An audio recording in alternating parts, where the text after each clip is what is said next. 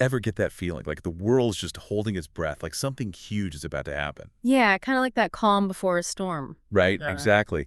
And today we're diving into that feeling.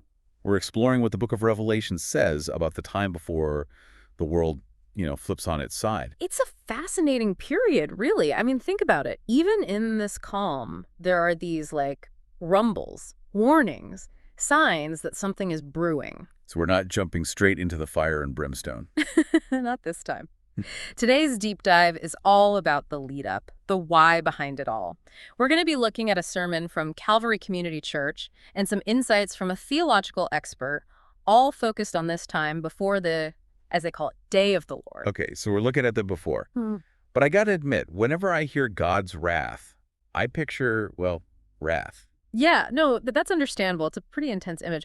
But the sermon actually describes these judgments as redemptive. Redemptive? Yeah, like a cosmic wake-up call, trying to nudge humanity back on track. So less about punishment and more about course correction. Exactly. Think of it this way. Sometimes it takes a major life event, like a loss or a health scare, to really make us reevaluate our choices. Yeah, for sure. Makes Yeah. you think about what's important. Right. So this is like that, but on a global scale. That makes sense. But is that how God works with entire societies? I mean, I can see it applying to individuals, but That's where the sermon gets really fascinating. It dives into examples from both the Old and New Testaments, showing God's patience throughout history. okay, give me an example.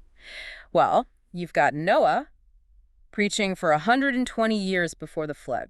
Wow, talk about persistence. Right. And then you've got Jonah sent to warn the notoriously wicked city of Nineveh. Oh, right. And they actually listened and repented, didn't they? It wasn't just automatic doom. Exactly. And there's even this example with Abraham, who kicked an old man out of his tent for not worshiping God. And God appears to Abraham, basically says, look, I've been patient with this guy for 87 years. Couldn't you have handled one night? Uh-huh. Okay, that's a pretty clear message. Right. It highlights this idea that God's patience is, well, pretty immense. Yeah, no kidding. I know I can be impatient sometimes, so maybe we all need a little of that divine patience rubbed off on us. That's a great point. If God can be so patient with humanity, maybe we can all strive for a little more patience in our own lives, right? Definitely food for thought. But the sermon also talks about God's justice, right? How does that fit into this idea of a loving and patient God? That's where the sermon draws this powerful parallel to the Holocaust. The world was horrified by that atrocity, demanding justice for such suffering. Yeah, that was horrific. Right. So the sermon suggests that if we as humans have such a strong desire for justice, wouldn't a perfect and holy God also desire justice for the sin and suffering that plagues the world? That's a heavy comparison, but I see the point. It's not about vengeance, but about righting wrongs, setting things back in balance. Precisely. It's about establishing a moral order, a foundation for true peace and restoration. Okay, so we've got these judgments serving as wake-up calls, reminders of God's patience, and ultimately leading to the establishment of his justice. It's a lot to process. It is. But it's important to remember that even with this emphasis on God's patience, there's also a clear message of urgency. The day of the Lord is coming. Right. Like that calm before the storm, eventually the storm hits. And that's where I think a lot of people get nervous, wondering about those signs, those warnings. Absolutely. And the sermon dives into those as well. But before we get there, let's shift gears for a moment and look at what the theological expert has to say about maintaining a relationship with God, because that's a crucial part of understanding how to navigate these times. Okay, so this expert is talking about the personal, spiritual side of things. Exactly. This source uses a powerful analogy, keeping a lamp filled with oil. It says that our relationship with God needs constant nurturing, just like that lamp needs oil to keep burning bright. I like that. It's a simple image, but it really gets the point across. So what does the oil represent in this analogy? Think of the oil as the Holy Spirit, that constant source of strength and guidance. We need to be constantly refilled, constantly connected to God to keep our lamps burning. And I'm guessing sin is like a leak in the lamp, right? Something that drains us of that spiritual fuel. That's a great way to put it. Sin creates separation between us and God, diminishing the light that should be shining through us. So how do we refill our lamps, so to speak? How do we stay connected to God and avoid those spiritual leaks? The expert emphasizes the importance of prayer, study, and fellowship with other believers. It's about being intentional in our relationship with God, seeking his presence, and allowing his spirit to work in our lives. Okay, so it's not just about knowing about God, it's about knowing God personally. Exactly. It's about cultivating that intimate relationship, that constant communication. In the Gospel of Matthew, Jesus actually talks about 10 virgins waiting for the bridegroom, and only the ones who kept their lamps filled with oil were ready when he arrived. Oh, right. The parable of the 10 virgins. Ah. That's a pretty powerful image, especially in the context of this discussion about being ready for the day of the Lord. It is, and it highlights the importance of being prepared, both spiritually and practically. So we've got this idea of God's judgment serving a greater purpose, and we've got this reminder to keep our spiritual lamps burning bright. But what about those specific signs, those warnings that something big is about to happen? That's where we'll pick up next time, diving into the details of what the sermon says about the signs of the times. All right, so we're back, and we're ready to delve into those signs the sermon talks about. I got to admit, I'm a little nervous about this part. Is it going to be all doom and gloom? Well, the sermon definitely doesn't shy away from, the gravity of the situation. But remember, these signs are meant to be wake-up calls, not reasons to panic. Think of it like those warning sirens you hear during a tornado.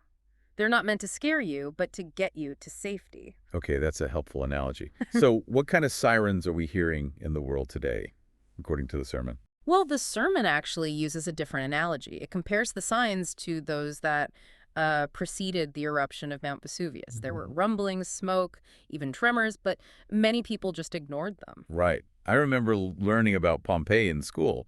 It's crazy how people could be so oblivious to the danger. Exactly. And the sermon suggests, maybe we're doing the same thing today, missing the signs that are right in front of us. Okay, I'm officially intrigued. So what are some of these signs the sermon highlights? Does it get specific? It does. It starts by weaving in insights from other parts of the Bible, kind of like piecing together a prophetic puzzle. The first piece comes from the book of Daniel. Daniel. Okay, now we're getting into serious biblical territory. What does Daniel have to say about all this? Well, the sermon mentions Daniel's prophecy of a 70th week, a 7-year period that many scholars believe is key to understanding the timeline of the end times. A 70th week. What makes this week so significant? It's believed to be the time frame in which those intense judgments from Revelation unfold. Think of it like a countdown clock. Wow, okay. So this 7-year period is basically the lead up to the main event, the day of the Lord. You could say that. And the sermon emphasizes that this period is divided into 2 halves, each 3.5 years long. 3.5 years, that's specific. Is there a reason that number keeps popping up in biblical prophecy? It's a recurring motif, often associated with intense periods of tribulation and testing. It's like a symbolic marker of those times when things get really tough. Okay, so we've got Daniel's prophecy setting the stage, but what other pieces of the puzzle does the sermon connect? Well, it brings in a passage from 2 Thessalonians, one of the letters written by the Apostle Paul.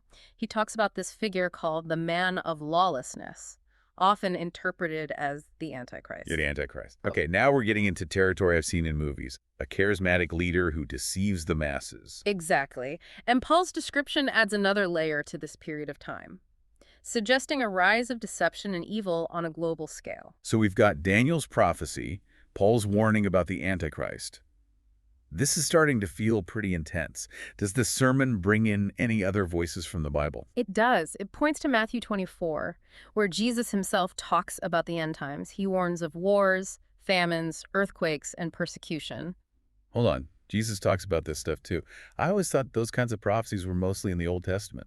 It's true that the Old Testament lays a lot of the groundwork, but Jesus definitely picks up the thread, offering his own perspective and warnings.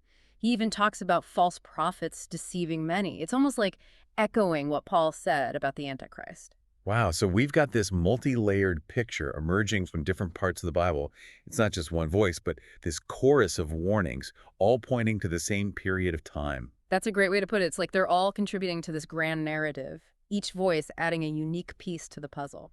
Okay, so I'm starting to see how these biblical prophecies connect, but I got to ask the question that's probably on everyone's mind.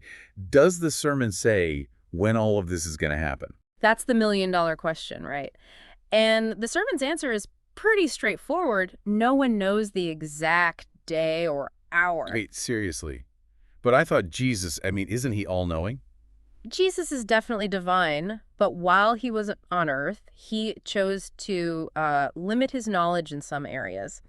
The sermon explains that even Jesus, during his earthly ministry, didn't know the precise timing of these events. That's actually pretty mind-blowing. So all those people claiming they figured out the exact date are probably wrong. The sermon definitely cautions against trying to pinpoint a specific date. It emphasizes that obsessing over when distracts us from the real message, being ready. So it's not about knowing the date, but about being prepared no matter when it happens. Exactly. It's like if you knew your house was going to be inspected sometime this month, you wouldn't wait until the last minute to clean, right? You'd stay on top of things so you're always ready. Okay, that's a really helpful analogy.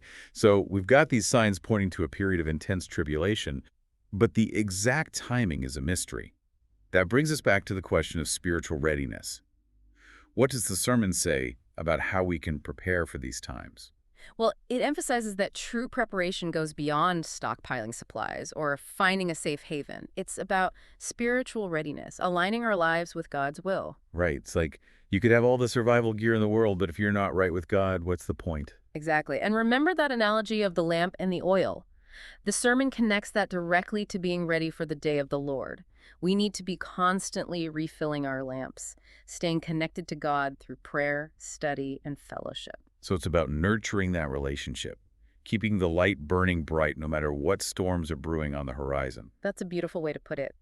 And it leads us to another crucial aspect of preparation, sharing the good news of Jesus with others. Right, it's not just about getting ourselves ready, but about helping others find that same connection with God. Exactly. The sermon tells a story about this young man who encountered a street preacher and was moved to tears by the realization of his own sinfulness. The preacher shared the message of God's forgiveness, and the young man's life was transformed. Wow, that's a powerful story. It's a reminder that sometimes we need someone to point us in the right direction, to show us the way back to God. And that's where our role comes in. The sermon quotes Romans 10:1, 14, 15, which asks, "How can they believe in the one of whom they have not heard? And how can they hear without someone preaching to them?" We have a responsibility to share the hope we found. So it's not just about personal salvation, but about extending that grace to others, inviting them into that same relationship with God. That's a pretty powerful call to action. It is, and it highlights the urgency of these times. We don't know when the day of the Lord will come, but we have this opportunity now to reach out to others and share the message of hope and redemption. Okay, we've covered a lot of ground here. We've explored the biblical signs, the mystery of the timing, and the importance of both personal and outward-focused preparation. Before we move on, what are your thoughts? What stands out to you? What's striking me is this, convergence of ancient prophecies and modern anxieties. We've got these warnings from thousands of years ago, and yet they feel so relevant to the world we're living in today. That's a great point. It's like, even though the language and the imagery are ancient, the core message still resonates. It's about facing the reality of a broken world, acknowledging our need for God, and choosing to live in a way that reflects His love and grace. Exactly. And I think that leads us to the next part of our conversation, where we explore how our modern culture, with its movies, books, and current events, shapes our understanding of these events. Okay, so we're stepping out of the ancient world and into our modern landscape. That's a fascinating shift. I'm ready to dive in. Okay, so we've dug into the biblical prophecies, talked about being spiritually ready, but now we're stepping into a different realm, the world of modern culture. Right, because let's face it, even if we haven't actually read Revelation, we've all come across, some version of the apocalypse. Movies, books, even the news. Totally. Zombies, plagues, nuclear war. It's like every generation has its own end-of-the-world scenario playing out on screen. Exactly. And I think it's so interesting how these cultural narratives, sometimes they mirror and sometimes they totally distort the themes we find in biblical prophecy. Okay, so let's start with the obvious one, movies. Hollywood loves a good apocalyptic thriller. What are some films that come to mind when you think about how the end times are portrayed on screen? Well, you've got those classic disaster movies like The Day After, 2012, tapping into our primal fears of natural disasters, societal collapse. Oh yeah, those are intense. Right. And then there are films like The Book of Eli, Mad Max, Fury Road, that explore themes of survival and redemption in a post-apocalyptic wasteland. And we can't forget about zombie flicks. Yeah. Night of the Living Dead, World War Z, all tapping into this collective anxiety about disease and the breakdown of order. Right. And those films, while entertaining, they can actually shape our understanding of what the end times might look like. They often portray a bleak, hopeless future where survival is the only goal. which is pretty different from the message of hope and redemption we find in the Bible. Exactly. While the Bible acknowledges there will be difficult times, it also emphasizes God's ultimate victory over evil, the establishment of a new heaven and a new earth. Okay, so it's important to distinguish between, the entertainment value of these films and their potential to actually influence our theological understanding. Absolutely. We need to be discerning viewers and readers, recognizing that these cultural narratives are often filtered through the lens of human imagination, artistic license. So movies are one thing, but what about books? Any novels or works of literature that come to mind when you think about how the end times are portrayed in writing? Well, there's the classic dystopian novel, 1984, by George Orwell. It explores themes of totalitarianism, the suppression of individual freedom. And then there's Margaret Atwood's The Handmaid's Tale, which it imagines this future where women are, like, totally subjugated and controlled in a theocratic society. Yeah, those books offer some pretty chilling cautionary tales, exploring how societal structures can be corrupted and lead to oppression. And those themes definitely resonate with some of the warnings we find in the Bible, about false prophets and deceptive ideologies. For sure. And I think those books remind us that the end times aren't just about these cosmic events or supernatural battles. They're also about the choices we make as individuals and as a society. They challenge us to examine the values we uphold and the systems we support. It's like the end times aren't just something that happens to us, they're also something we participate in shaping through our actions and decisions. Precisely. And that leads us to the realm of current events. Because, let's face it, we live in a world where the headlines often feel, well, kind of apocalyptic. No kidding. Pandemics, climate change, political polarization. It's easy to see how some people might interpret these events as signs of the end times. Right. And it's important to acknowledge that there are legitimate concerns about the state of the world. We're facing unprecedented challenges that require our attention and action. But at the same time, we need to be careful not to jump to conclusions or interpret every crisis as a sign of the apocalypse. I agree. It's about finding that balance between awareness and discernment. We can be informed about the challenges we face without giving in to fear or despair. So how do we navigate that balance? How do we make sense of all these cultural narratives we encounter without losing sight of the biblical truths that guide us? I think it starts with recognizing that these cultural narratives are often like reflections of our deepest hopes and fears. Yeah. They tap into our anxieties about the future, our longing for meaning and purpose. Right. It's like those apocalyptic stories aren't just about the end of the world. They're also about the end of our world.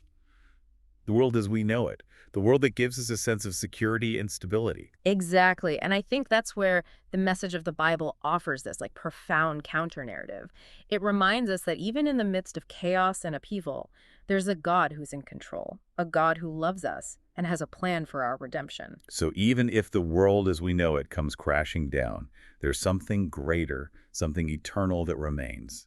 That's the heart of the Christian message, and it's a message that offers hope and resilience, even in the face of the most daunting challenges.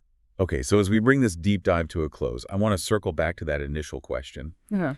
How do these cultural narratives shape our understanding of the end times? What's your final takeaway? I think it's crucial to recognize that these narratives are powerful.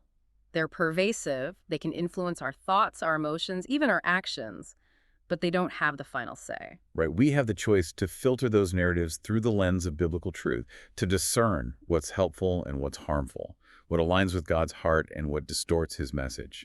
Exactly, and I think that's the challenge and the opportunity we face as we navigate this complex and ever-changing world. We can be informed by the cultural conversations around us without allowing them to define our understanding of God's plan. So it's about finding that sweet spot between engaging with the world and grounding ourselves in the unchanging truths of Scripture. That's a great way to put it. And it's a journey that requires both wisdom and courage. Well, on that note, I think we've really gone deep on this topic today. We've explored the biblical prophecies, the importance of spiritual readiness, and how our modern culture shapes our understanding of it all. It's been a fascinating conversation, and I hope it encourages listeners to continue exploring these ideas for themselves. Absolutely. And remember, no matter what the future holds, we can find hope and strength in our relationship with God. Thanks for joining us on this deep dive. Until next time, keep seeking, keep questioning, and keep diving deep.